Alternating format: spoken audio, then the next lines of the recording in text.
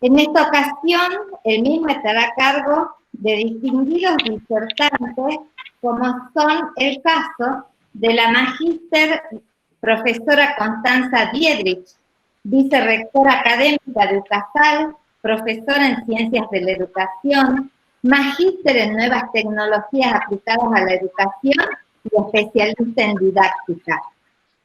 Asimismo, nos acompaña el doctor Paulo Falcón, miembro del Consejo de Gobierno del Instituto Internacional de la UNESCO para la Educación Superior en América Latina, abogado, especialista en ciencias políticas con proyección en Argentina y América Latina, investigador y también se ha desempeñado como director nacional de gestión universitaria del Ministerio de Educación de la Nación hasta recién, hasta el año pasado. También agradecemos a los panelistas haber aceptado esta invitación y participar, como también le agradezco a los más de 200 inscriptos interesados en este webinar que se han inscrito, y a la profesora Nelly Sarmiento por la coordinación académica de estos encuentros. Como idea que nos permitan contextualizarnos en este webinar, les comento que el cierre de las universidades en Argentina se recomendó el 14 de marzo con la resolución ministerial 104 del 2020 para el nivel superior, con el fin de mitigar la propagación del coronavirus y el impacto sanitario, propiciando que las instituciones educativas adopten medidas necesarias para garantizar el desarrollo académico, especificando en el artículo 1 que esto podrá contemplar la implementación transitoria de modalidades de enseñanza a través de campos virtuales, medios de comunicación o cualquier otro entorno digital de que dispongan. Cabe destacar que en el nivel superior universitario en Argentina hay 131 universidades que cerraron sus puertas a la presencialidad, afectando a una matrícula de más de 2.200.000 estudiantes de pregrado, grado y posgrado y cerca de 135.000 docentes designados. A decir verdad, tampoco el nivel superior en general estaba preparado para una disrupción tan importante a tan semejante escala. El objetivo de este webinar es justamente reflexionar y promover el análisis y el debate sobre los desafíos, aprendizajes, consecuencias y escenarios futuros para la enseñanza universitaria frente a la pandemia, y proponer recomendaciones ante los cambios de paradigma en los métodos en este ámbito, contribuyendo así a dar sustento académico y científico en este webinar que le presentamos a continuación. Así que, profesora Constanza, te damos la palabra y das inicio a este webinar. Muchas gracias. Buenas tardes a todos. Gracias, Silvia, por la presentación. Gracias por la invitación a participar. Es un honor compartir este espacio con Paulo Falcón. Como ya comentó Silvia, Paulo ha sido director nacional de gestión universitaria y tiene una enorme experiencia en toda esta temática, en lo que tiene que ver con las universidades y los desafíos, así que realmente es un gusto poder compartir con vos este panel, ¿no? Bueno, un tema muy interesante que nos lleva a la reflexión, a los que estamos en el ámbito universitario, y no solamente en el universitario, creo que en todos los niveles del sistema, las circunstancias de la pandemia nos han llevado a un proceso de cambio vertiginoso, instalar en el ámbito de las instituciones procesos nuevos, y nos están llevando a la reflexión. Esto nos obliga a pensar y a repensar las instituciones, ¿sí? Y se nos han presentado diferentes desafíos adaptativos vinculados a cuestiones propias de lo que es la organización universitaria, propia de lo tecnológico y propia de lo pedagógico.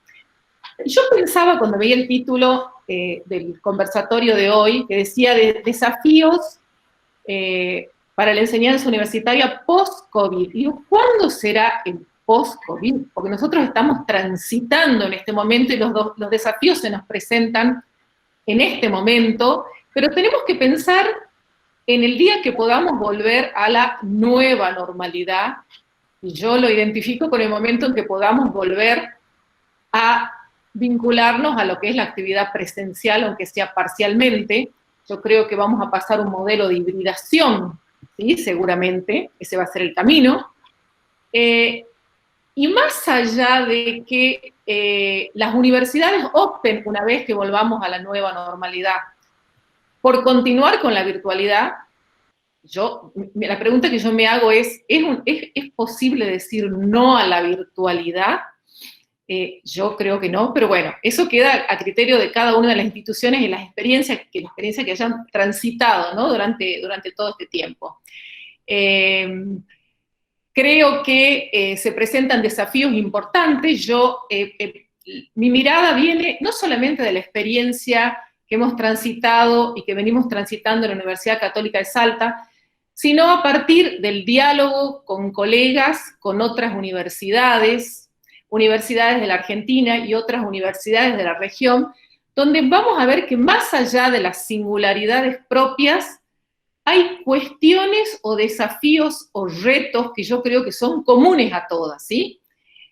Más allá de la situación de la que parta cada una. ¿Y por qué digo esto? Porque ustedes saben que la Universidad Católica tenía un desarrollo importante de lo que es el sistema de educación a distancia y por lo tanto un punto de partida a partir de un desarrollo importante de lo que es la tecnología y otros procesos que nos puso en una situación diferente. No es la situación de todas las universidades, pero así todo creo que tenemos muchos puntos y muchos aspectos en común y que se están presentando como ejes de reflexión y ejes de toma de decisión de las distintas instituciones universitarias de aquí en adelante, ¿sí? Yo he pensado creo que son 7 u 8 desafíos, brevemente voy a pasar por ellos, voy a tratar de compartir ahora una presentación.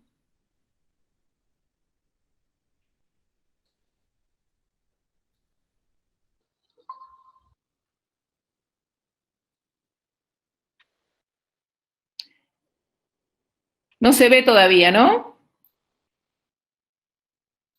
No, Constanza, todavía no. ¿Por qué no lo puedo abrir?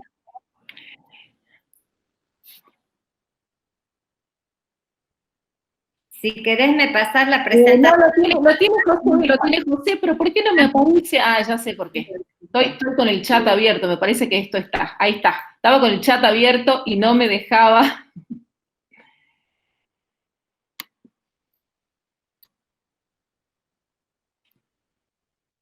¿Ahí se ve? Ahí creo que se ve. Ahora sí, Constanza, se ve bien. Bueno. Bien.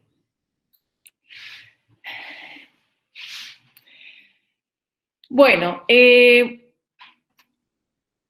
primer lugar, y esto no tiene que ver con un orden de prioridad, con un orden de importancia, quiero decir, la secuencia que yo voy a seguir de los 8 diferentes desafíos no tiene necesariamente que ver con el orden de importancia, aunque puse en primer lugar la tecnología.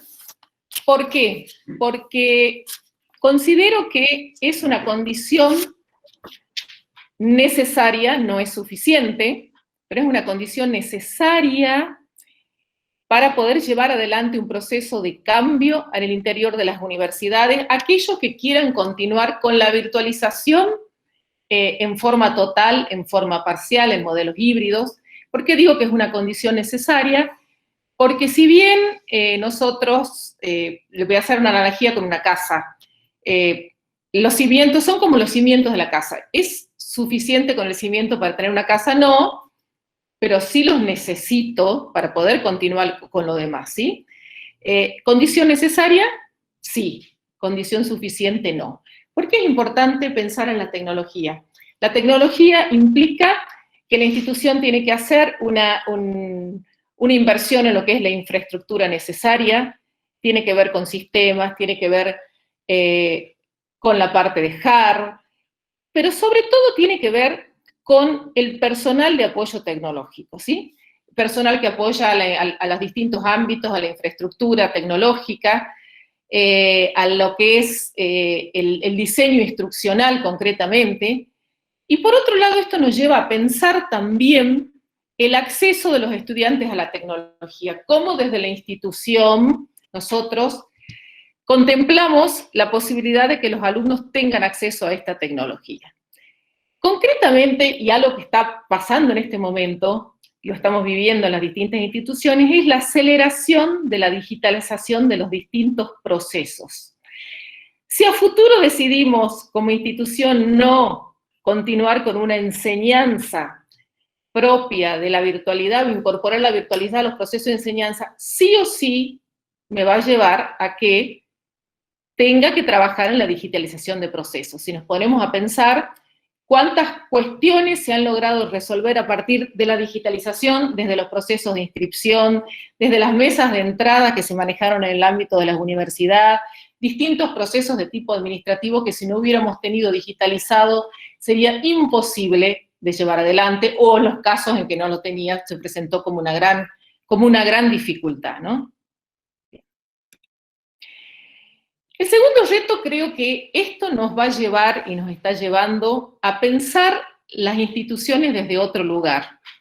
Cambios en lo que es la organización y la gestión de las instituciones. Nosotros sabemos que las universidades son sistemas que tienen una lógica organizativa muy tradicional, muy vinculada a lo que es concretamente un modelo que decimos un modelo industrial, un modelo que suele llamarse un modelo fordista, ¿sí? Y que de alguna manera la introducción de las nuevas tecnologías va siempre acompañada de importantes cambios en lo que es la gobernanza al interior de la organización, ¿sí? Acá siempre va a haber una resistencia.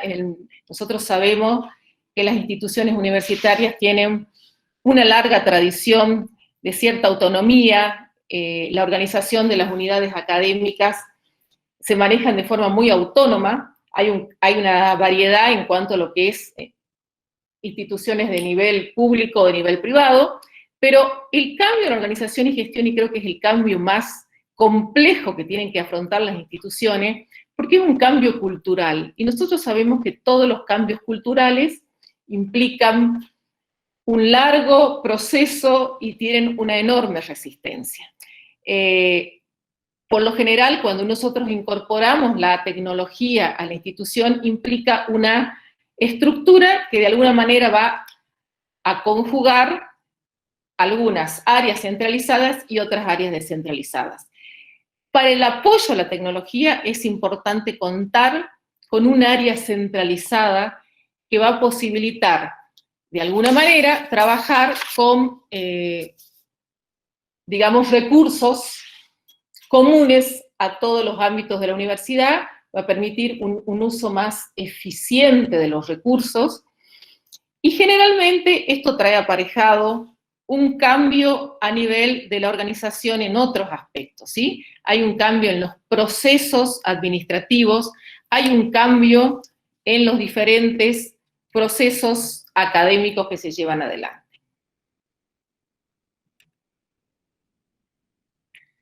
¿Cómo hacemos para propiciar este cambio organizacional que es tan complejo? Primero tenemos que definir una visión muy clara de aquello que queremos, poder identificar y compartir diferentes objetivos, ¿sí? Y lo más importante es poder, yo digo, hablando con otras palabras, convencer a los distintos integrantes de la institución, a los distintos estamentos, a los órganos de conducción intermedia de encolumnarse, comprometerse y formar parte del proyecto y de la visión institucional.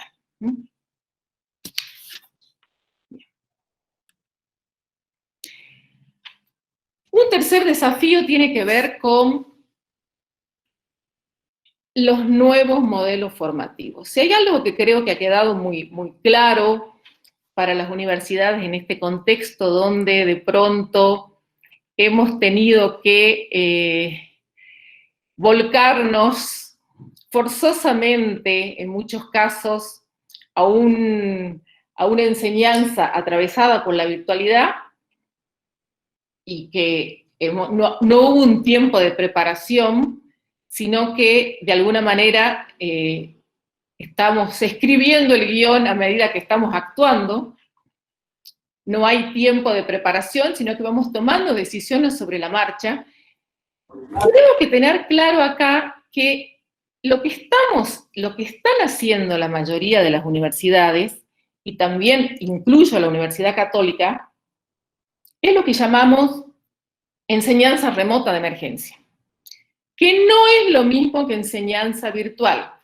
Cuando uno ve las diferentes opiniones que circulan, las columnas de opinión, los comentarios en general, se dice, pasó todo a distancia, se está trabajando en educación a distancia o se está trabajando en educación virtual. Y no es exactamente eso. Lo que estamos haciendo es enseñanza remota de emergencia, que no es lo mismo que enseñanza virtual. ¿Por qué? Porque la virtualidad exige y requiere de una pedagogía específica, una pedagogía particular, el poder diseñar unas estrategias y el uso de recursos, estrategias de enseñanza,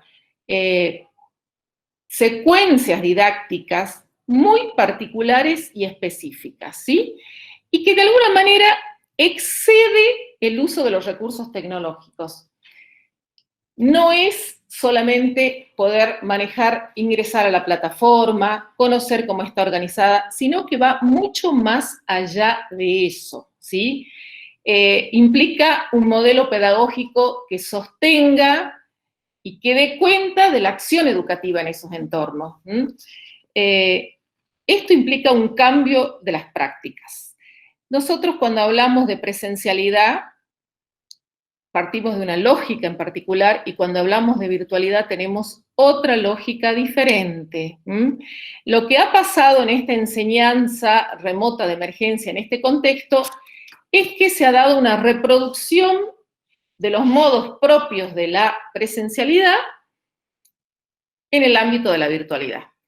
Para darles simplemente un ejemplo, si yo presencialmente tengo 3 horas de clase semanales en la asignatura, en muchos casos lo que se hizo fue decir, bueno, ahora usando la plataforma, ya sea el Meet, el Zoom o cualquier otra que se esté usando, tengo que dar 3 horas a los alumnos. Y esa es la mirada que ha prevalecido en muchos casos, tanto en los docentes y en la mirada que tienen los alumnos, ¿no? Hay una reproducción entonces de los modos de la presencialidad en la virtualidad. Acá yo recuerdo lo que dice Fernández Enguita acerca del hiperaula. El hiperaula que implica la utilización tanto de los procesos propios de lo presencial, los procesos propios de lo virtual, y cómo esto se va configurando en un sujeto que va haciendo un recorrido muy amplio y va pasando por distintos recursos, por distintos ámbitos, y vinculándose a distintos aspectos que lo vinculan con el aprendizaje, ¿sí? Entonces, esto me parece que es un tema importante que tenemos que tener en cuenta. Estamos hablando de 2 lógicas muy diferentes y que implican procesos, esquemas didácticos y procesos organizativos que son propios. He aquí otro desafío importante para la institución universitaria a futuro, ¿no? Bien. Bueno, estos nuevos modelos o esta nueva mirada sobre los procesos de enseñanza, estos nuevos modelos educativos tienen que traer aparejado en sí la capacitación del profesorado. A ver, en este contexto a todas las universidades nos pasó que tuvimos que de alguna manera de un día para el otro volcarnos a trabajar en el ámbito de las plataformas virtuales y llevar a los docentes a trabajar sin la necesaria preparación previa. Si yo a futuro, esta capacitación se fue dando en la marcha, en el proceso. Ahora, si yo a futuro quiero implementar y quiero pensar en esta fase post-pandemia, en trabajar con un modelo de hibridación, que creo que es a lo que van la mayoría de las universidades, por lo pronto aquellas que tienen un modelo presencial, tengo que pensar conjuntamente en lo que es la capacitación del profesorado. El profesorado necesita adquirir competencias que son específicas y propias de los entornos virtuales, ¿sí? Cómo gestiono el conocimiento en estos entornos, cómo gestiono la comunicación en estos entornos, cómo gestiono el espacio y el tiempo educativo y cómo organizo todo esto en una secuencia didáctica determinada. Estos son desafíos importantes que se le presentan a la universidad y que implican cambios en el currículum formativo de los docentes.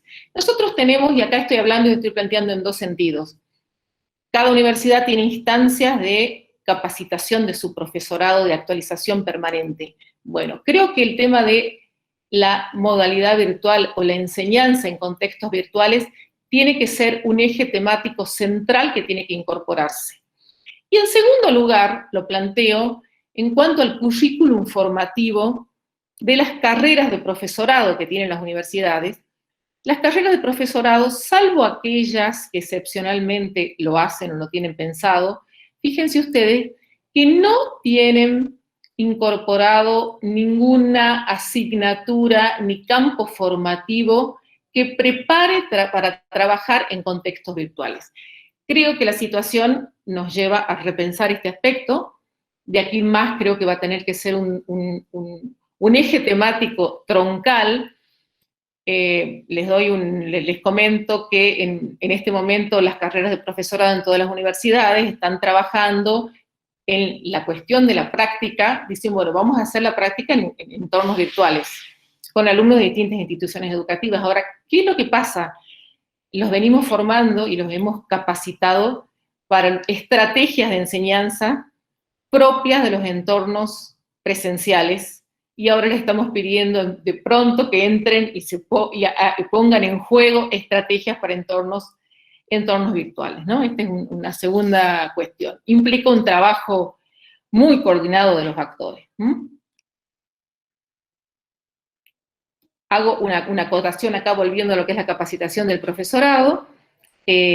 Más allá de la gestión de estos tres ámbitos que estoy mencionando, también quiero hacer la reflexión de que trabajar en la virtualidad implica un incremento sustantivo de las funciones que tradicionalmente cumplen los docentes, ¿no? Y que implica un trabajo coordinado con otros actores. Así como en la docencia presencial yo soy el dueño de mi cátedra, decido qué voy a enseñar, cuáles son las estrategias que voy a llevar adelante, con qué recursos de enseñanza. En la virtualidad yo dependo de otros, ¿sí?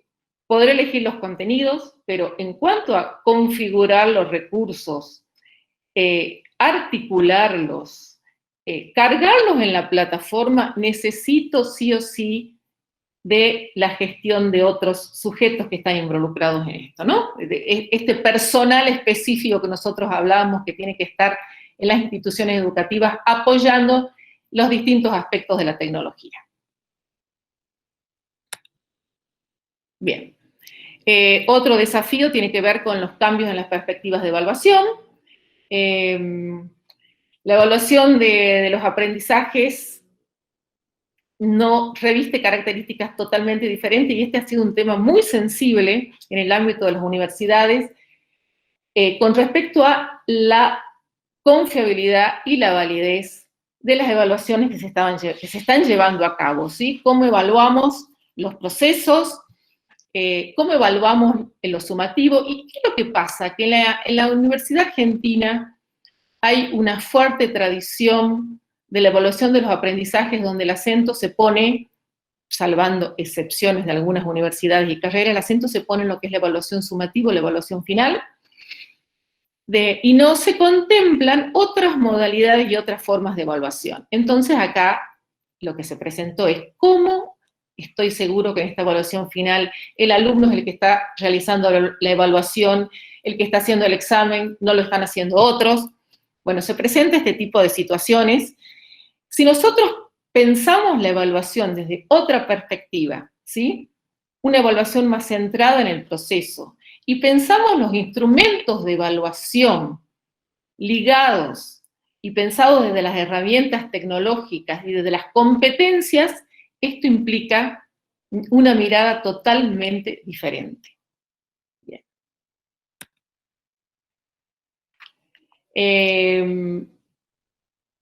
Ya termino, me están acá apurando un poquito. Los dos últimos desafíos.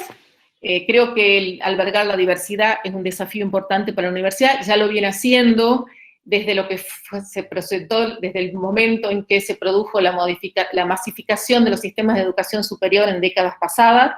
La universidad tuvo que empezar a trabajar con grupos de estudiantes provenientes de distintos sectores, con capitales culturales diferentes. Acá se nos presenta otro desafío que está vinculado a la diversidad y a las diferencias, ¿sí? A las desigualdades, que tiene que ver con la brecha digital. ¿Cómo trabajamos el tema de la brecha digital? Que tiene tres variantes distintas. Por un lado, la brecha en cuanto al dispositivo tecnológico, la brecha en cuanto a la conectividad, y la tercera es la brecha con respecto a la velocidad de la conectividad. Y por último, creo que el desafío, y que creo que ha tenido claro ahora, en este contexto, es la importancia de la alianza con otras instituciones. Creo que en este contexto las universidades se han acercado para compartir las prácticas que estaban llevando adelante, por lo menos es lo que me ha tocado trabajar a mí con muchas universidades, y que nos permitió y nos está permitiendo generar aprendizaje colectivo, ¿sí? Buscar respuestas comunes a problemas complejos que se nos vienen presentando. Entonces creo que un desafío a futuro es continuar y profundizar las alianzas con las otras instituciones que vienen realizando las universidades, porque eso de alguna manera enriquece y posibilita generar respuestas más rápidas y un aprendizaje compartido. Dejar de lado las, de alguna manera, disputas, diferencias, competencias. Creo que en este contexto se ha dado de forma muy marcada esta posibilidad de trabajar en forma colaborativa, y creo que es un aspecto que hay que mantener a futuro. Bueno, con esto vamos a cerrar acá. Bueno. ¿Detuve la presentación o sigo apareciendo yo? Paraste la presentación, está bien, y apareces. Ah, bueno. Bien, bueno, muchas gracias, Silvia. No, por favor, gracias a vos, Constanza. Y les recuerdo a todos los participantes, una, silenciar los micrófonos. Segunda, todas las consultas, preguntas, sugerencias que quieran hacerle a los disertantes, lo pueden hacer a través del chat. Al finalizar la exposición de ambos, vamos a proceder a hacer las preguntas. Y reitero la bienvenida y recuerdo que nos están escuchando participantes prácticamente, por lo que veo, de distintos puntos de Argentina, además de Salta. hay de departamentos de varios de Salta y de provincias argentinas. Así que nuevamente bienvenidos a todos. Ahora sí, doctor Paulo Falcón, le damos la palabra. Bien, buenas tardes. ¿Me escuchan bien? Perfecto. Bueno, muchas gracias por la invitación a la Universidad Católica de Salta. Es, como siempre, un gusto, un honor poder compartir este espacio de conversación, de charla con ustedes.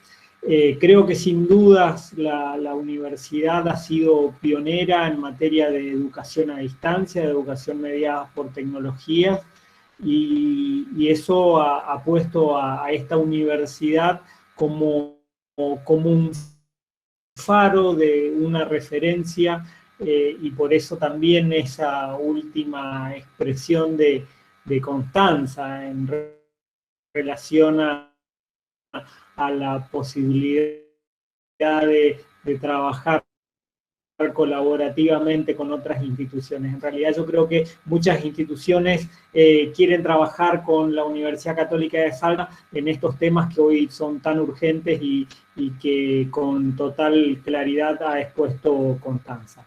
La verdad es que conversando con la organización, particularmente con Constanza en relación a cómo organizábamos esta presentación, al ser poco el tiempo, uno puede inclinarse o hacer una presentación más bien sencilla o favorecer esta lógica más distendida de conversatorio.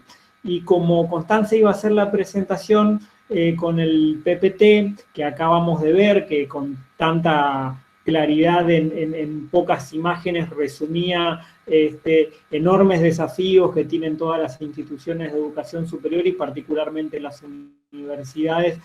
A mí se me ocurrió dejar de lado hacer una presentación en ese sentido y favorecer más bien una charla que promocione las preguntas y los cuestionamientos por parte de los asistentes, de modo de que después podamos, a partir de las palabras que vamos a comentar, intercambiar ideas, porque creo que si hay algo que la ciudadanía en general ha tomado nota, es justamente esta posibilidad de interactuar, de enriquecer los vínculos, las relaciones, favorecer los intercambios de ideas a través de estas tecnologías. Como recién decía Silvia, estas tecnologías permiten que personas de distintas latitudes puedan compartir un mismo momento, puedan compartir ideas y en definitiva en la universidad lo que nos importa es que esas ideas construyan conocimiento. Así que si para algo sirven estos espacios, justamente para eso, por eso felicitaciones a la universidad que destina tiempo, recursos y esfuerzos para favorecer los debates que tan bien le hacen a la sociedad. Y ciertamente las palabras de Constanza fueron acompañadas de un dejo, de una forma y una manera que evidencian un nivel de compromiso y claramente Constanza refleja lo que a muchos nos pasa hoy en las universidades y tiene que ver con cómo trasladamos esta pasión que nos provoca la educación en tiempos de tanta incertidumbre, en tiempos de tanta complejidad y donde ciertamente también es muy difícil hacer lo que nosotros estábamos acostumbrados a realizar. Y creo que este tiempo, desde marzo en adelante, como bien se ha dicho, nos ha dejado enormes aprendizajes en relación a cómo ser docente, cómo ser estudiantes, cómo organizar nuestras instituciones, cómo hacer que nuestras instituciones funcionen y garanticen el cumplimiento de los objetivos institucionales, pero también el cuidado a algo que a mí me parece siempre muy importante sostener, destacar y promover, que es la idea de la educación como derecho humano, la educación como bien público individual, como bien público social, y también una responsabilidad de los estados. Por eso hoy, un día después del 8 de septiembre, que es el Día Internacional de la Alfabetización, creo que después de la exposición de Constanza queda claro que alfabetizar en cualquiera de los niveles educativos en el siglo XXI importa una actividad mucho más compleja que lo que pudo haber sido la alfabetización en el siglo XIX o a principios del siglo XX. Hoy alfabetizar requiere además asumir a las tecnologías digitales aplicadas a la educación como algo necesario, algo imprescindible y, por cierto, necesario para que más niñas, niños, adolescentes, jóvenes y adultos, y especialmente adultos mayores, puedan acceder a titularizar derechos y a poder ejercerlo. Y digo esto porque en la sociedad del conocimiento, en la sociedad red, el acceso a las tecnologías permiten justamente eso, permiten la posibilidad de acceder a titularizar derechos y a poder ejercerlos. Si pensamos, por ejemplo, en algunas situaciones que ocurrieron en pandemia, bajo situaciones de enormes restricciones a las libertades ciudadanas, por ejemplo, en cuanto a las libertades ambulatorias, claramente las tecnologías han permitido y han favorecido el acceso a la realización de muchas actividades que anteriormente requerían la presencialidad. Pienso, por ejemplo, hoy gran parte de la actividad que nosotros realizamos, por ejemplo, vinculadas a trámites ante organismos públicos, ante bancos, compras, etcétera, se realizan de manera online, y antes uno tenía la opción de la vía online, pero muchas veces, inclusive por cuestiones de costumbre, lo realizábamos presencialmente. Bloqueada la posibilidad de realizar esas actividades de manera presencial, el acceso a la tecnología se volvió imprescindible para poder ejercer esas actividades. Por eso, quienes no tenían conocimientos, habilidades, capacidades para desempeñarse en el mundo digital, tuvieron serios inconvenientes, y ahí me refiero a personas con dificultades de acceso a artefactos tecnológicos, a personas que no tenían conocimientos y capacidades para poder desarrollar las actividades que las tecnologías requerían, y también cuestiones vinculadas al acceso a la conectividad. Entonces, claramente sufrieron localidades del interior de nuestro país, pero de muchos otros países que tienen dificultades de conectividad para poder acceder a numerosos derechos.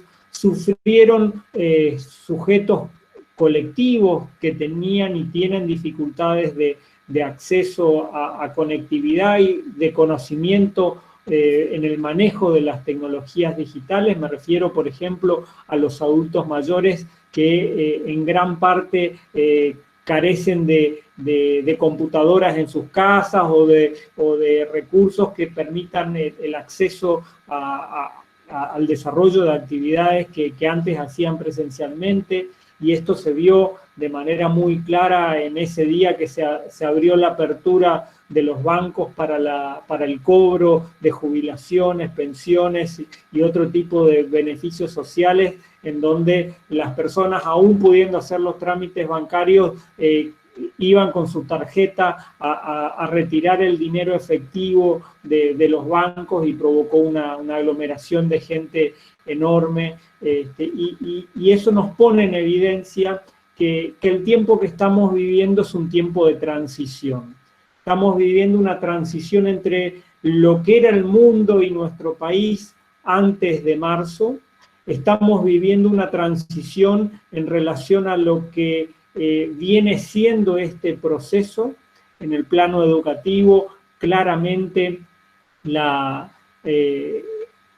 virtualidad, la enseñanza remota, la emergencia que provocó el cierre de las instituciones de un día para otro, y esto hay que decirlo, de un día para otro. Yo recuerdo que un viernes estaba reunido el ministro de Educación, el ministro de Salud, en el Palacio Pisurno, junto a ministros de educación de todo el país, a representantes de todo el sistema universitario, público y privado, y sostenían la necesidad de mantener abiertas las instituciones. Eso fue un viernes, y el domingo a la noche se decretó el cierre de todas las escuelas y universidades a partir del día siguiente. Digo, los aprendizajes que hemos tenido han sido muchos, han sido variados, y además han tenido que desarrollarse sin mayor nivel de participación en la construcción de las definiciones a partir de esta pandemia. Entonces, este tipo de contrastes que hemos tenido, donde se han evidenciado dificultades, desigualdades, diferencias de tipo social, de tipo económico, de tipo tecnológico, nos marcan como sociedad, como una sociedad en transición, una sociedad que estaba acostumbrada a ser de una manera, que se tuvo que amoldar y adaptar en buena parte, como decíamos recién, prácticamente de un día para otro a una nueva realidad, una realidad con restricciones, pero también con diferentes formas de llevar adelante procesos consolidados. Pensemos que en la educación en la Argentina para menores de 18 años, en su opción pedagógica y didáctica virtual, estaba prohibida hasta junio para menores de 18 años. Esa era la conceptualización que tenía la sociedad argentina y el Estado en relación a la posibilidad de desarrollar educación a distancia. Ni siquiera como complemento de la presencialidad, solamente en casos extremos, para la ruralidad estaba permitida la educación a distancia para menores de 18 años. Y eso, en esos niveles de educación obligatoria, han marcado un cambio realmente copernicano en materia educativa, porque claramente esos docentes, esos niveles, esas instituciones, no solamente no estaban acostumbradas al uso de tecnología, sino que además estaba prohibida la educación a distancia. Todo lo que se hacía de manera remota, de manera mediada con tecnologías, tenía que ver con otro tipo de actividades, pero no actividades curriculares, no actividades centrales en términos de enseñanzas y de aprendizaje. Cosa sumamente diferente al plano universitario. Y en el sistema universitario argentino me parece importante destacar que el sistema había generado, a partir de discusiones mantenidas durante mucho tiempo, un nuevo marco para el desarrollo de la educación a distancia. Esa normativa que entró en vigencia hace un par de años, que provocó que todas las instituciones que quieran desarrollar educación a distancia tengan que pasar por procesos de evaluación ante la CONIAU, ante la Comisión Nacional de Evaluación y Acreditación Universitaria, de lo que se denomina comúnmente como SIET, que es la sigla que supone un sistema institucional de educación a distancia, es decir, un conjunto de definiciones que la universidad adopta para poder llevar adelante la educación a distancia. Hoy, de las 132 instituciones universitarias que hay autorizadas y en funcionamiento, aproximadamente 100 ya tienen su sistema institucional evaluado favorablemente, y eso sin dudas permitió que las universidades cuenten con recursos, infraestructuras y desarrollos que les permitieron afrontar estos desafíos del ciclo lectivo 2020 de manera mucho más inteligente, porque había un nivel de discusión, de debate, que las instituciones ya habían tenido. Había, por lo menos en el plano teórico, una serie de definiciones institucionales que se habían adoptado para poder llevar adelante una educación universitaria en términos de soporte y en términos de calidad por lo menos acorde a determinadas premisas que el sistema y obviamente CONIAU como institución evaluadora habían establecido como pisos para la calidad en ese sentido. Entonces me parece que, como bien aparece en un comentario mientras hablaba Constanza, la educación universitaria, por lo menos en la Argentina, está en una relación de privilegio en relación a los otros niveles. Sumado a esto, tenemos que decir que no hay una educación secundaria en la Argentina, no hay una educación primaria en la Argentina, no hay una educación inicial en la Argentina, sino que hay educaciones. Cada jurisdicción, si bien la ley es la misma, cada jurisdicción, cada provincia le imprime a la propuesta académica una impronta particular. Y eso hace a que los desarrollos de la educación en cada una de las provincias también sean diferentes, que la infraestructura sea diferente, que las exigencias hacia el plantel docente también lo sean. Y eso pone de relieve determinadas cuotas de autonomía de las jurisdicciones, pero también la coexistencia dentro del mismo sistema de diferentes miradas y perspectivas en relación a cómo hacer educación. Así que esta diversidad que tiene nuestro sistema, que en algunos puntos es una fortaleza, también es una dificultad en términos de la generación de acuerdos para. Y yo les decía recién que nosotros estamos viviendo en transición, y esa transición hoy, iniciando el segundo semestre del ciclo lectivo 2020, ya con determinadas actividades consolidadas, nos permiten por lo menos tener alguna serie de reflexiones que quisiera compartir. La primera es que todas las instituciones pueden desarrollar educación a distancia. Segundo, que sin dudas esos requisitos básicos, tanto en términos de soporte tecnológico, de recursos humanos, de capacitación y de propuestas pedagógicas y didácticas, son imprescindibles para que las instituciones puedan sostener sus proyectos educativos a través del formato distancia. Y por eso no solamente hace falta tener definiciones en el plano institucional y teórico, sino que también hacen falta que esas definiciones se traduzcan en hechos concretos. ¿Por qué? Porque entre la norma y la realidad, entre lo que prescriben los reglamentos y lo que efectivamente sucede, puede haber distancias, y de hecho, claramente eso se refleja en la realidad de nuestras instituciones todos los días. Ahí es importante trabajar para que haya una menor distancia y que las realidades se ajusten a parámetros de mayor calidad, de mayor inclusión. Y por otro lado, creo que hay algunos aspectos que tocó Constanza que a mí me gustaría reiterar. En primer lugar, no hay ninguna actividad que se desarrollaba de manera presencial que no tenga componentes que no puedan ser desarrollados a distancia. No hay ninguna carrera que no tenga componentes que no puedan ser desarrollados íntegramente a distancia.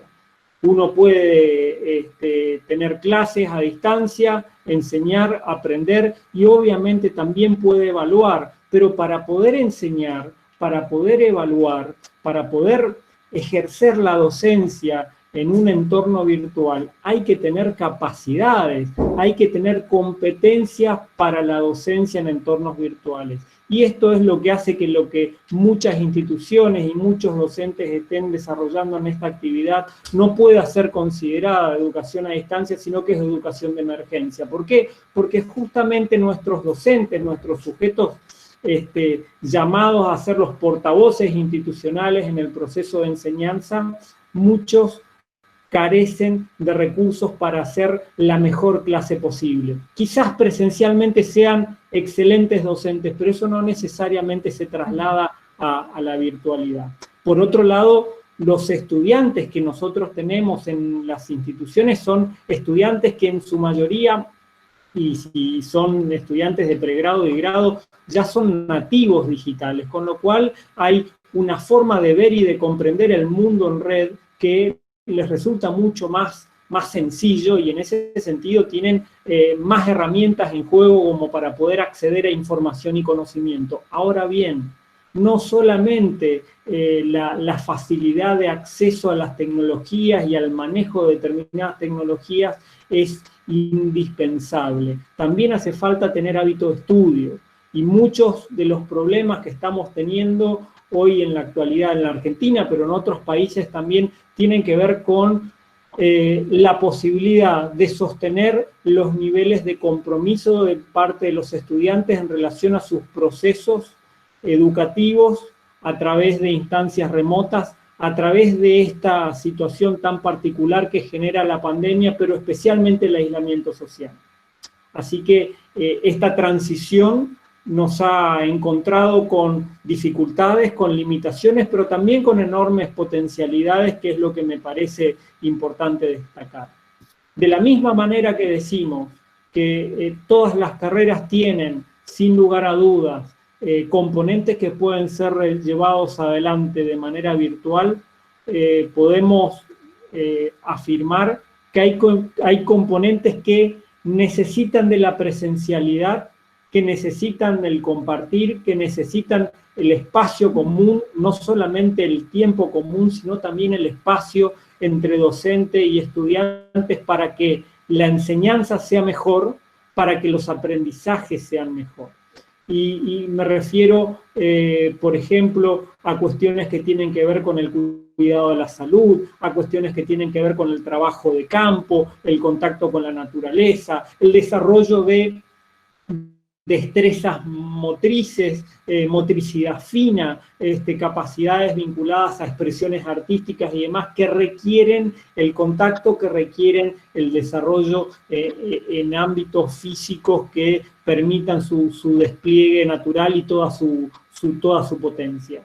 Y eso creo que es un dato a tener en cuenta en términos de desarrollos institucionales, pero también en esta instancia actual de pensarnos en transición. Y el momento en el cual nos encontramos ahora nos obliga en una buena parte a ver cómo sostenemos lo que estamos realizando, es decir, cómo sostenemos esta virtualidad de emergencia, pero por otro lado nos obliga también a pensar, diagramar y trabajar en la vuelta a clases. Porque también hay algo que creo que queda claro: vamos a volver a la clase, vamos a volver a las instituciones, vamos a volver a lo presencial. Seguramente de manera distinta, y es lo que muchos autores llaman la nueva normalidad. Por eso la transición hacia la nueva normalidad requiere reflexión, requiere participación en esos debates y en esas reflexiones. Entonces, a mí no me preocupa tanto el cuándo vamos a volver, en términos de pregunta, que es la pregunta que por lo general muchos se hacen, especialmente aquellos que están conviviendo en aislamiento con hijos en edad escolar y que no ven la hora que vuelvan a la escuela. Me parece que la pregunta más importante es cómo volveremos, ¿sí? Pensar la transición hacia y pensar la transición con. Es decir, hoy tenemos 67 países que ya volvieron a clases o están volviendo a clases. Entonces, ver cuáles son las condiciones sanitarias para poder volver a clases es imprescindible. Pero ahí también hay un aprendizaje que creo interesante. Prima más en todos los países que volvieron a clases la condición sanitaria local que la nacional.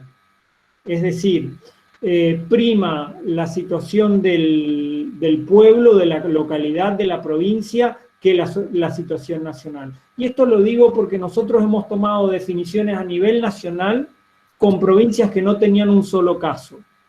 Y los chicos de esas escuelas, de esas provincias, no tenían clases como aquellas jurisdicciones que estaban llenos de casos de COVID. Entonces me parece ahí también que hay que tener un nivel de reflexión y de cuidado en relación a lo que hacemos, porque los derechos de los docentes, los derechos de las instituciones, pero especialmente de los estudiantes están en juego, y ahí creo que hay que tender hacia la garantización de esos derechos que están poniéndose en crisis con esas medidas.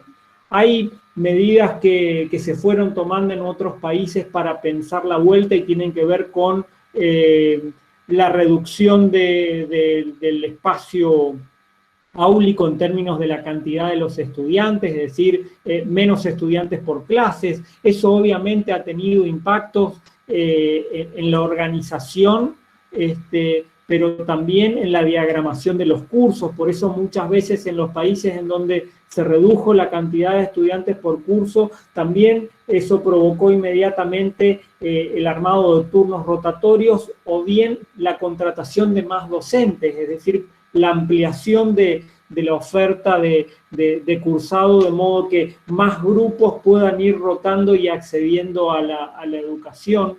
Pero en definitiva, me parece que la respuesta central, y por eso hago hincapié en esto, están los protocolos.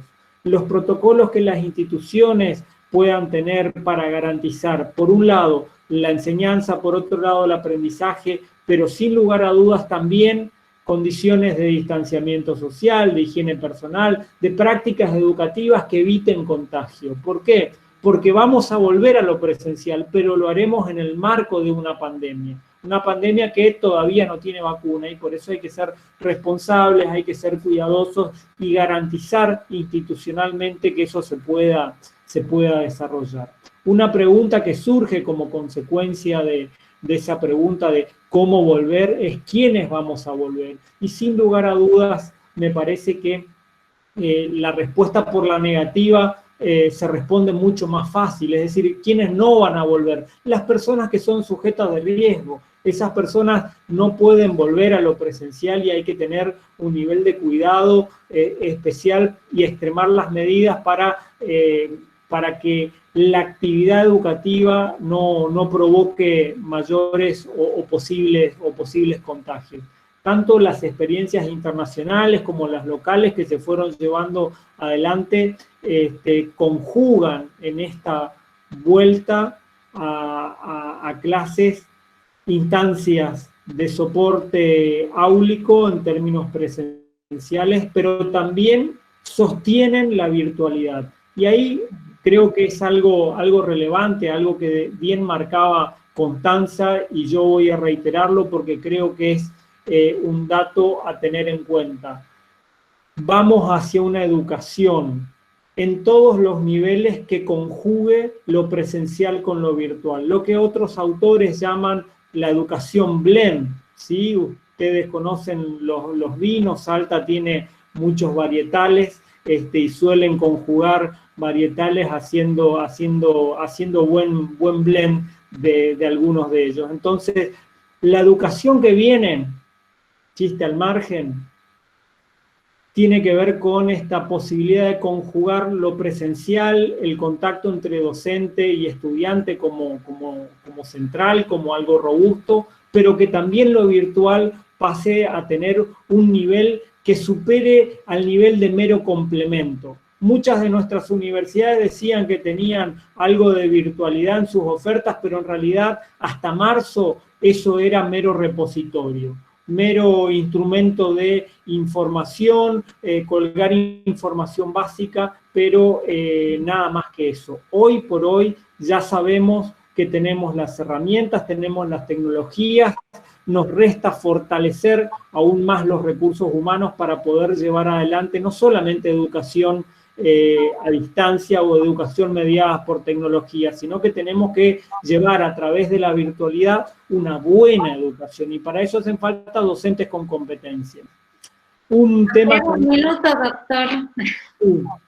Para ir cerrando, un tema que a mí me desvela y me preocupa mucho, que tiene que ver con el tránsito hacia el ingreso 2021 a partir de los informes que produjo el Ministerio de Educación de la Nación junto a UNICEF en relación al gran índice de abandono y de deserción que hay en la escuela media y las dificultades de sustentabilidad en los procesos educativos que hubo. Entonces, me parece que las universidades, la educación superior en general, tiene que trabajar hoy con las jurisdicciones, con la escuela media, con la educación superior, para acordar el tránsito hacia el ingreso a la universidad en el 2021. La universidad tiene que tener bien en claro qué es lo que van a hacer las jurisdicciones en términos de cómo completan el ciclo lectivo 2020,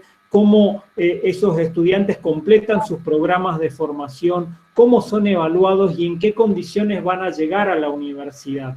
También requieren las universidades trabajar con las jurisdicciones porque ya el Consejo Federal de Educación ha trabajado en la articulación del ciclo lectivo 2020 y 2021 y eso obliga a pensar que el ingreso a la universidad va a tener que tener un proceso que no va a ser como venía siendo hasta este año, a mitad de marzo empiezan las clases en la universidad. Seguramente vamos a tener que trabajar un primer semestre de ingreso a la universidad para poder fortalecer las condiciones con las que vienen los estudiantes, para poder suplir déficits formativos que los hay.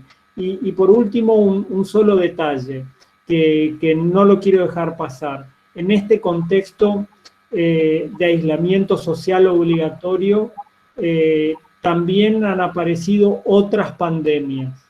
Las violencias han estado presentes de diferente forma y de distinta manera. Hay informes de América Latina y el Caribe, en donde obviamente está Argentina, de la CEPAL, de UNICEF, de UNESCO, informes recientes, informes que se han presentado en estas últimas semanas que marcan la existencia de enorme cantidad o de incremento en los casos de abusos, de violencia hacia niñas, niños y adolescentes, pero también violencias de género, violencias vinculadas a la brutalidad policial, otro tipo de violencias institucionales que me parece importante que las universidades especialmente lo tomen en sus agendas para poder trabajarlo, porque muchos de esos chicos que han sufrido abusos, que han sufrido violencias, muchas de esas mujeres que sufren violencias, que no tienen otro lugar a donde ir porque están en situaciones de aislamiento,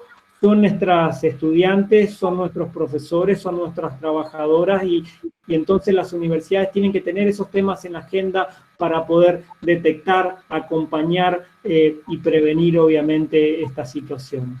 Muchísimas gracias por su tiempo y esperemos las preguntas y así armamos un lindo debate. Muchas gracias. Gracias, doctor. A continuación vamos con las preguntas. Varios de los participantes consultaron a través del chat e hicieron referencia a las brechas en sus comentarios, sobre la cual habló la profesora Constanza Dietrich. Brechas en cuanto al acceso, a la conectividad, a los dispositivos, brechas en cuanto a competencias y habilidades. Hay dos preguntas que las voy a hacer en una, que la hace la profesora Rita Bertolame y el ingeniero Néstor Lecer, que dice: si hay alguna valoración que hacen los alumnos con respecto a cómo ha sido la experiencia en estos meses de virtualidad de emergencia, y si en los 7 puntos que destacó la profesora Constanza sirven para generar un plan de trabajo a futuro para optimizar la educación virtual de emergencia, y cómo serían los lineamientos de ese plan. Bueno, mucha cosa para desarrollar en una pregunta, pero voy por lo primero. La respuesta de los alumnos. Bueno, concretamente nosotros, la universidad, aplicamos una encuesta. Estamos hablando siempre de los alumnos, de la modalidad presencial que tuvieron que comenzar a trabajar en virtualidad. Otra historia con los alumnos que ya venían trabajando en el sistema a distancia, que tiene su lógica y sus códigos propios, ¿no? Bueno, los alumnos, y acá hay una cuestión importante, los alumnos claman claman por volver a la presencialidad. ¿Por qué? Porque ellos optaron por un modelo presencial y parten desde esa perspectiva y desde esa lógica. Un reclamo que hacían, la materia, y esto es lo que yo les comentaba, la materia tiene 4 horas semanales y el profesor me está dando solamente 2 horas o 1. Y esto tiene que ver, fíjense ustedes que hay una diferencia sustantiva entre lo que es una propuesta de enseñanza presencial y una propuesta de enseñanza virtual. En una propuesta de enseñanza presencial priman las estrategias o todo lo que tiene que ver con lo sincrónico, ¿sí? Hay una coincidencia de tiempo y espacio entre docente, alumno y alumnos entre sí. Cuando nosotros trabajamos en una perspectiva virtual, en un modelo virtual, ahí se invierte la cuestión y lo asincrónico se privilegia y tiene primacía. Entonces el eje no está puesto sobre la interacción en tiempo entre el alumno y el docente, no que yo doy 4 horas de clase igual que hago en la presencialidad, sino que el eje se pone sobre otros recursos, ¿sí? Recursos bibliográficos, recursos vinculados a otros formatos como imágenes, videos, etc. Y todas las actividades que yo voy a generar, las actividades de aprendizaje que genero a partir de esos recursos. Lo sincrónico, ¿sí? Ya sea a través de la clase en vivo y en directo entre el profesor y el alumno, como una instancia de chat que también es sincrónico, pasan a un segundo plano. Por eso yo decía que son lógicas diferentes, ¿sí? Pero obviamente el alumno a distancia sabe que esas son las reglas del juego y la dinámica es esa. El alumno de presencial intentó, y el docente hizo lo mismo, trasladar la presencialidad al ámbito de la virtualidad. Así que la respuesta de los alumnos fue demandante de volver a lo presencial y tratar que lo presencial se plasme en el ámbito virtual. Esa fue la respuesta que tuvimos. O sea, no estaban del todo satisfechos con la situación. Creo que esto es general en todos los ámbitos, ¿no? Me parece que es así. La otra pregunta, Silvia, tenían que ver con estos puntos. Sí, creo que los puntos pueden plantear para cualquier institución, los 7 puntos que yo planteé, armar un plan estratégico de aspectos que habría que trabajar. Ahora, no me pida que los define en este contexto y en este ámbito, como haríamos, pero creo que nosotros como institución nos interpela en el sentido de que, voy a tomar un solo punto, el tema de la capacitación de los docentes. Nosotros tenemos dentro de la universidad muchas instancias de capacitación para nuestros docentes, vamos formando a nuestros profesores, ¿sí? En cuestiones que tienen que ver con lo propio de cada disciplina, otro eje es todo lo pedagógico, y tienen la posibilidad de hacer una formación, una diplomatura específicamente en recursos tecnológicos en el campo de la virtualidad. Ahora, este es obligatorio para los docentes de presencial. Creo que un cambio en el plan nuestro, por dar solo un ejemplo, implica que esta formación tiene que ser obligatoria para todos los docentes, ¿sí? No solo para aquellos que venían trabajando, que son docentes de la modalidad de distancia, sino también de los presenciales, porque el trabajar en un modelo híbrido implica que otra complejidad, implica trabajar articulando aquello que yo voy a llevar a lo presencial con aquello que yo voy a manejar en el ámbito virtual. Y para esto también hay que acompañar al docente con una capacitación. Bueno, espero haber sido clara, concisa. Sí, Constanza, gracias. La siguiente pregunta para el doctor Falcón la realiza la profesora María de los Ángeles Pistán. ¿Cómo se hace con las prácticas concretas que deben desarrollar los estudiantes a distancia en los últimos años de la carrera universitaria? Da como ejemplo los médicos, pero creo que se refiere a las prácticas en general.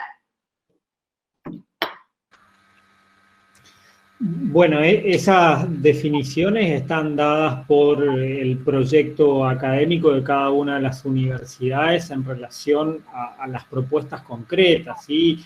Pensemos, por ejemplo, algunas carreras desarrolladas en el ámbito de las ciencias de la salud, por ejemplo, donde claramente requiere un nivel de práctica, de inserción dentro del sistema sanitario y e independientemente de que tengan componentes virtuales, las instituciones que brindan esas carreras tienen que tener la posibilidad de garantizarle al estudiante el acceso a las prácticas que son obligatorias, y las reglamentaciones para la aprobación de carreras de educación a distancia que requieren prácticas presenciales exigen que esas situaciones sean tenidas en cuenta, y de hecho los acuerdos en el ámbito del Consejo de Universidades expresamente así lo atribuyen a través de convenios y otro tipo de instrumentos que permiten a las universidades brindarle a los estudiantes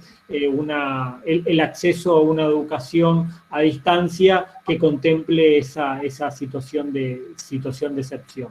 Ahí me parece importante entender que esto que antes aparecía como una excepción, y pensemos que hay 500 carreras aprobadas a distancia en el ámbito universitario en nuestro sistema, pero que son 500 de prácticamente 14.000, con lo cual hay muy poca carrera completamente a distancia y el grueso se desarrolla de manera presencial.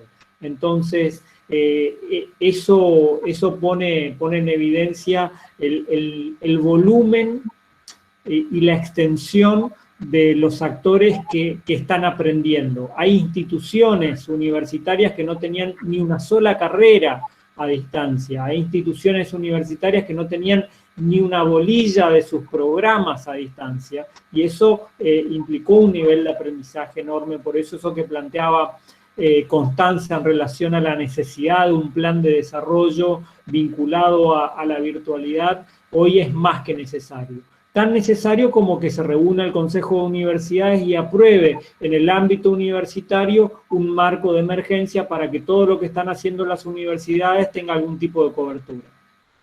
Bien, muchas gracias. La siguiente preguntas son dos, la hace el profesor Claudio Ramírez. Una entiendo para Constanza y otra para el doctor Paulo. La que va dirigida a Constanza.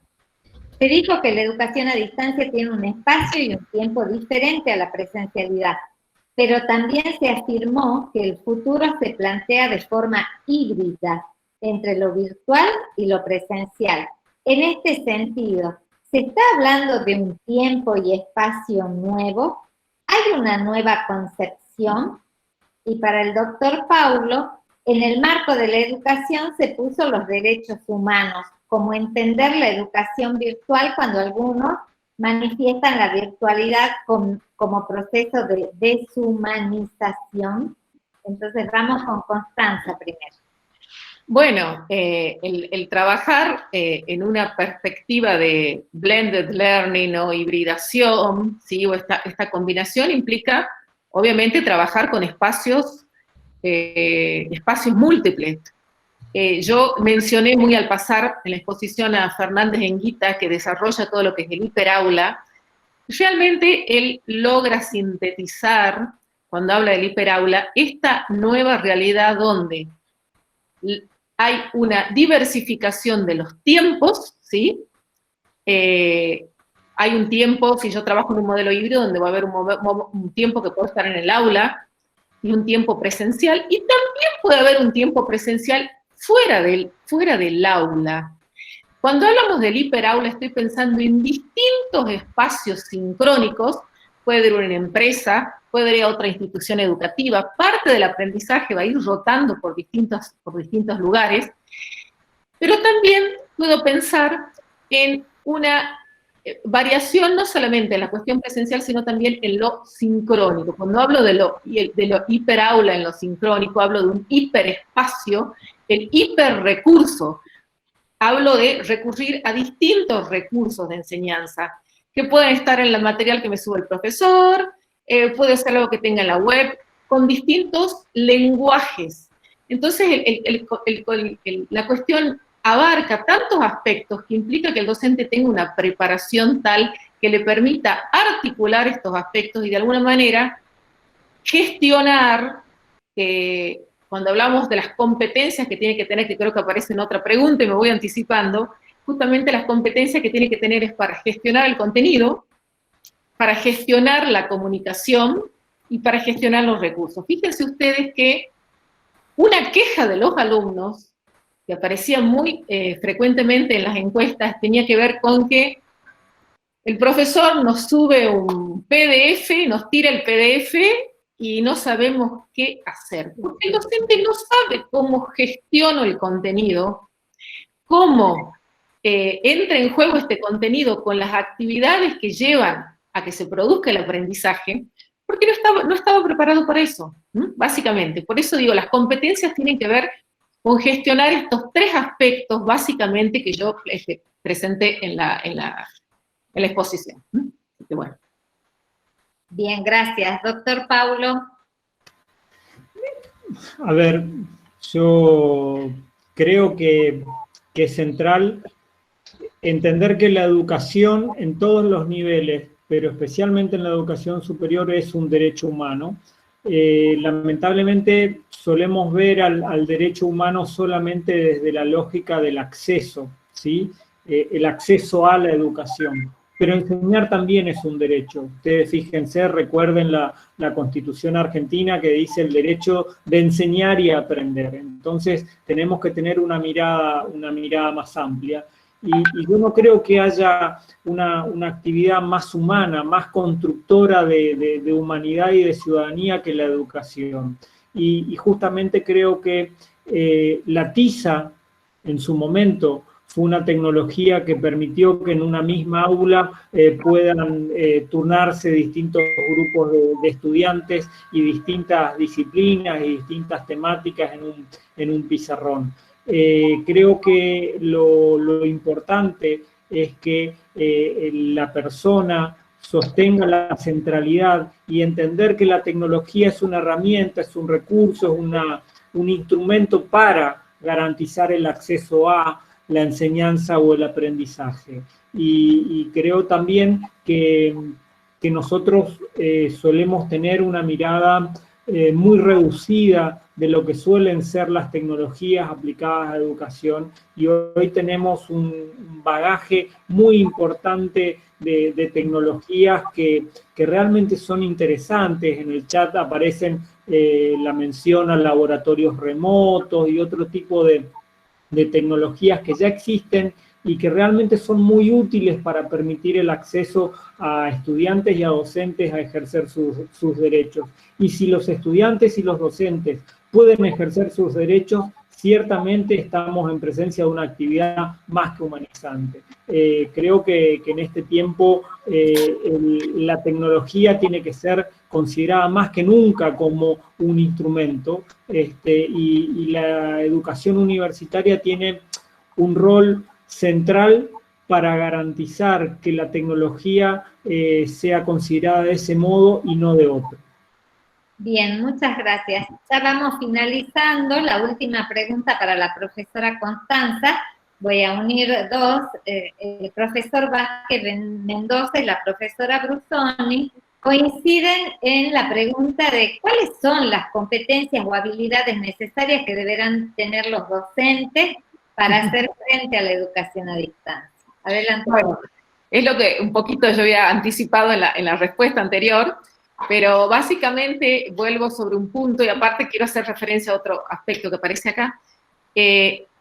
La competencia no implica solamente el manejar el aspecto técnico, ¿sí? No implica solamente que yo entro a la plataforma, sé dónde están los contenidos, sé dónde genero un foro. O sea, ese es un manejo técnico, tecnológico, si se quiere, del recurso. Ahora, implica, las competencias más importantes son las competencias pedagógicas, ¿sí? Tiene que ver cómo yo organizo propuestas didácticas, secuencias didácticas, integrando estos recursos que yo tengo en la plataforma, ¿sí? Cómo gestiono el contenido, cómo lo organizo, cómo vinculo el contenido a determinadas actividades de aprendizaje, cómo gestiono la comunicación en la plataforma. Recuerden que la comunicación, al ser asincrónica, implica una interacción a través de foros de discusión que tienen distintas características, algún foro que me va a permitir responder a dudas que tiene el alumno, foros que yo genero para propiciar el aprendizaje colaborativo o la actividad conjunta entre los alumnos, y cómo las competencias, cómo gestiono, cómo organizo secuencialmente esto dentro del tiempo y del espacio del aula virtual, ¿sí? Esto a grandes rasgos. Después podemos entrar a ver competencias más específicas vinculadas a cada uno de los aspectos, con respecto a las estrategias de enseñanza en la virtualidad, con respecto a cómo llevo adelante la evaluación en la virtualidad. Son todos aspectos que implican un desarrollo muy particular. Uno de los docentes de la universidad puso, con referencia a que yo comenté cuál fue la devolución de los alumnos en la encuesta que aplicamos, dice, en mi carrera están muy contentos y están muy conformes. Por supuesto que sí. Con esto no quiero decir que haya una desconformidad generalizada. Hay docentes, y acá quiero destacar el rol que han tenido los docentes, y los docentes de todos los sistemas, ¿sí? De todos los sistemas. Nosotros lo hemos vivido en la universidad. La respuesta de los docentes ha sido maravillosa, de los docentes y de todos los equipos de la conducción. Se volcaron a un ámbito muy desconocido para muchos de ellos, que era una novedad, era sumergirse forzosamente en este nuevo universo de la virtualidad, y lo hicieron muy bien, con el acompañamiento que logramos hacer, algunos obviamente, mejor que otros, con mayor predisposición a la tecnología. Esto es inevitable, esto nos pasa a todos, pero más allá que el buen desempeño de los docentes, que lograron salvar, y muy creativos, y poner en juego estrategias innovadoras, diría yo, ¿sí?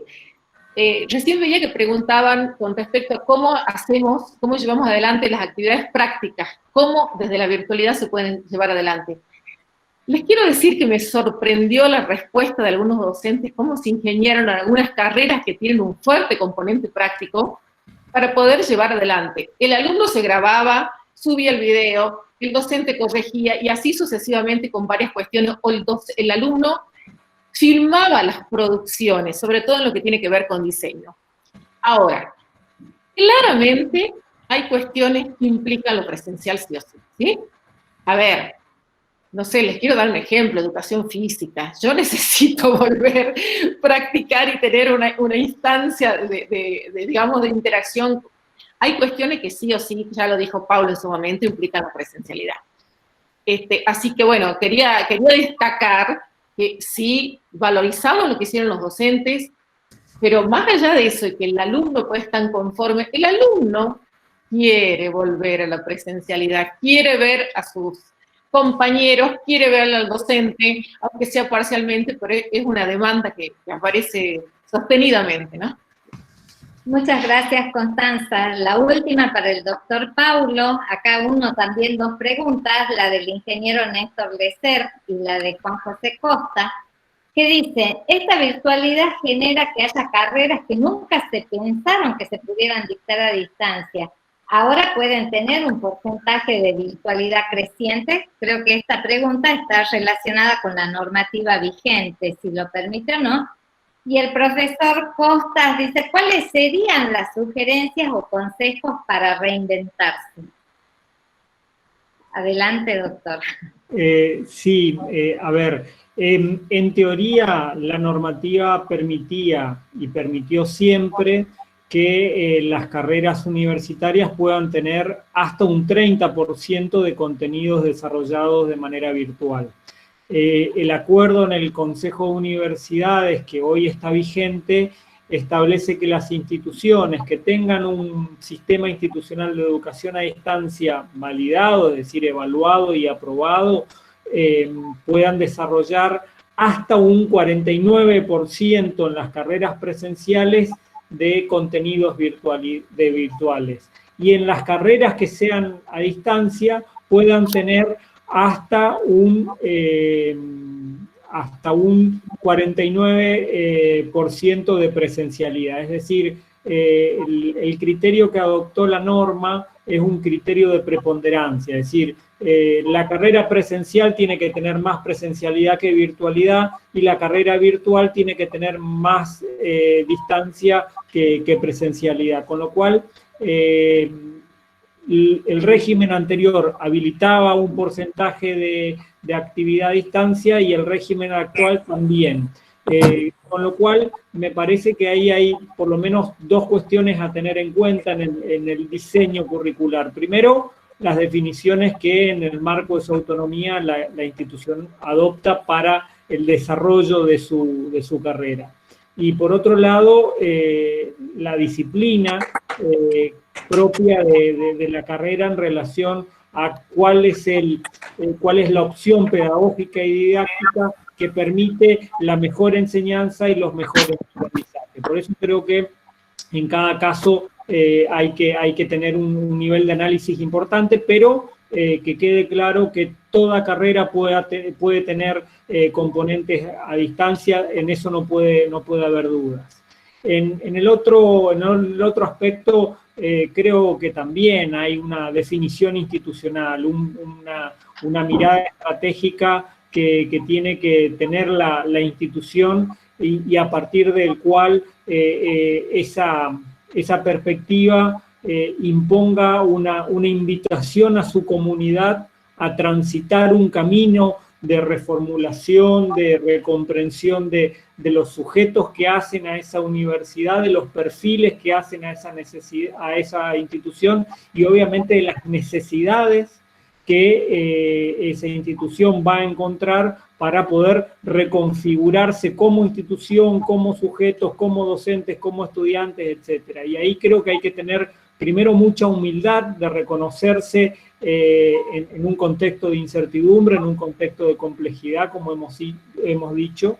Segundo, que esas definiciones tienen que tener un grado de legitimidad importante, es decir, esas definiciones estratégicas tienen que incorporar un criterio de inclusión y un criterio de exclusión. ¿Qué está bien y qué está mal? ¿Cuál es el modelo deseable de desempeño, de ejercicio de perfiles y cuáles actividades no son precisamente las que van de la mano con ese perfil de institución, de carrera, de rol?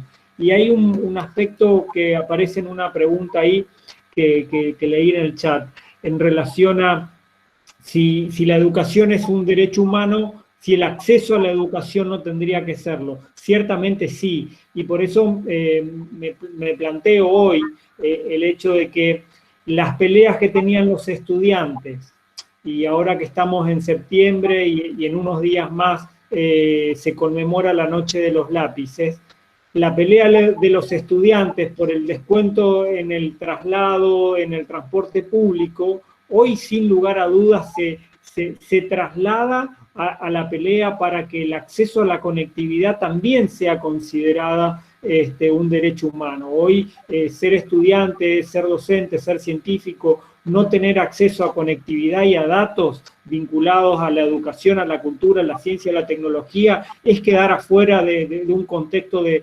desarrollo. Entonces me parece que hay que animarse a conceptualizar estos temas desde una perspectiva de la universalización del acceso. Bien, muchísimas gracias a los disertantes por habernos regalado su tiempo y sus conocimientos, y a los participantes por acompañarnos, y los invitamos a que lo sigan haciendo a través de estos webinars que nos facilita actualmente la tecnología, que podamos seguir aprendiendo a pesar de la pandemia.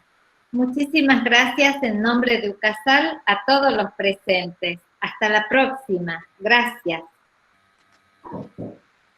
Muchas gracias. Adiós. Gracias, Silvia. Gracias, Paulo, por acompañarnos. Muchísimas gracias. No, como siempre, un gusto, un honor poder participar con ustedes y felicitaciones, Constanza, por la presentación. No, la tuya espectacular. Muy bien. Gracias. Gracias.